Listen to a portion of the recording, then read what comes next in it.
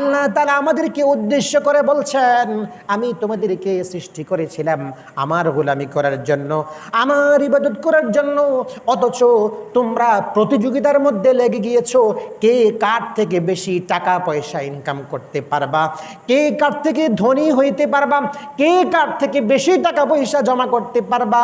দুনিয়ার মোহের মধ্যে পড়ে তোমরা সেই কাজ করতে শুরু করে দিয়েছো।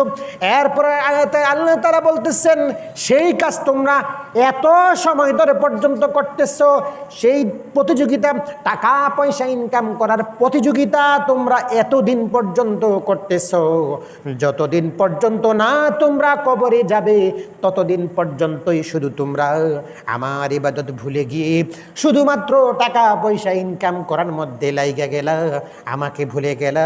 আল্লাহ তাআলা নিজেই বলে দিয়েছেন, সেই প্রতিযোগিতা করতে করতে তোমরা কবরে চলে যাও, অথচ আমাকে একবার স্মরণ করো না, আমাকে স্মরণ করার তোমাদের সময় নাই।